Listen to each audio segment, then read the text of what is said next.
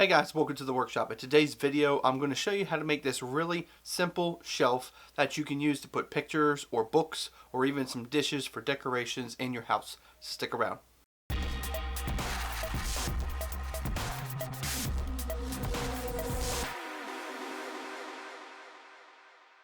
Okay, so all you're going to need for this project are three simple boards.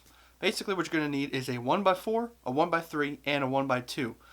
Now this is going to be based off of scrap wood, so I happen to have a lot of pallet wood just laying around the house, and I'm going to repurpose some of these. I'm going to run it through my table saw, get them down to that size. But if you don't have that ability to do that, you can buy all these sizes already at that size in the hardware store.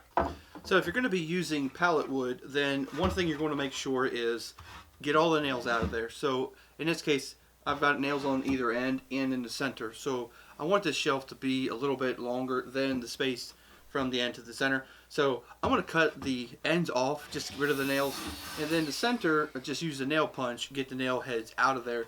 Because basically when I took this off of the pallet, I just used a Sawzall or an electric saw and just cut them away. But I'm going to run these through the miter saw, get those ends off, run it through the table saw, get these down to the three sizes that we need.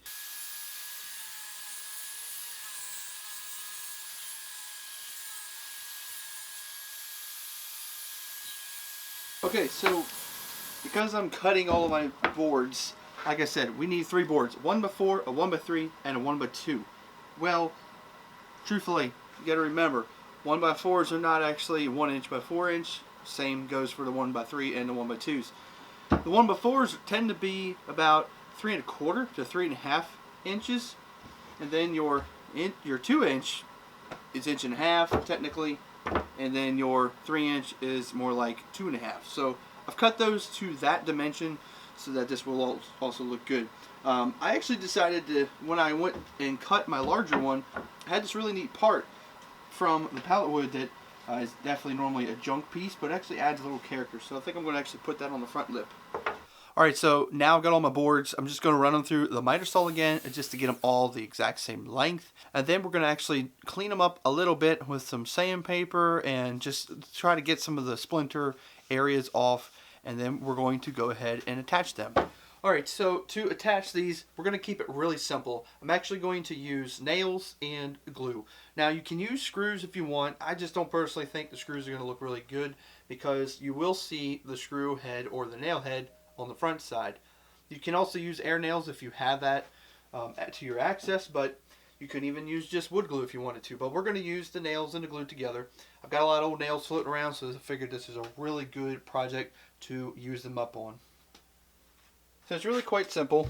We're going to have the larger board is the back, and so you want to pick the side that you're going to want to use. I'm going to keep the cleaner side, I believe, and the rough edge is the top. So that's the back. The bottom is going to sit just like that. And then the front will be stood up like this. So what you're doing is it creates a little pocket ledge for you to be able to set something in it, such as a little picture frame or something of that nature. So because I'm using scrap wood, and truthfully even wood that you would buy at your home center, it would be a good idea if you're going to use nails to actually pre-drill a hole. Reason is, if you don't, you're going to have a really high chance of actually splitting the wood, and then you're just going to have a headache, and at that point you might as well have just done screws. So I want the look of the nails, so I'm going to do a pilot hole with my drill, slightly smaller than the nail, so that I could put the nail in there without the wood splitting.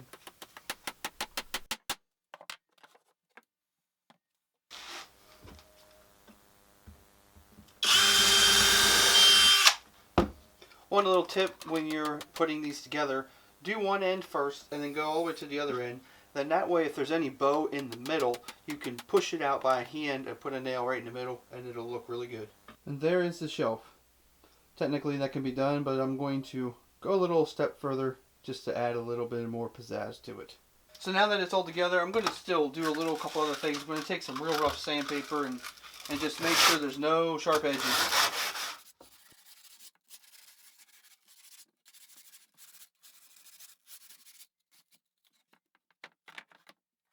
So to finish this off, I'm actually going to use some boiled linseed oil and just brush it on. Just give it a little bit of a sparkle, not to look so plain. when it's all said and done. And I figured it would just make it shine a little bit.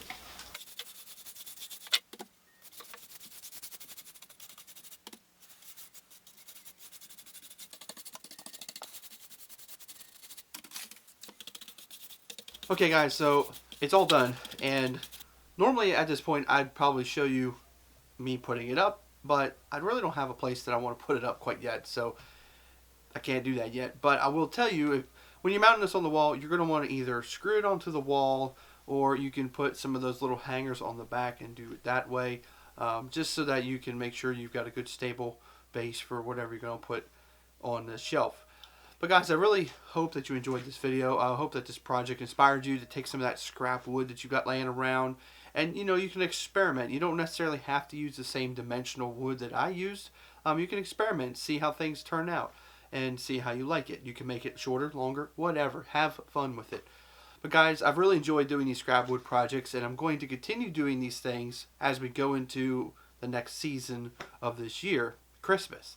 So we'll be looking for some Christmas videos of some projects you can use up some of your scrap wood with as well. But thank you for watching this video. I'll see you next time right here in the workshop.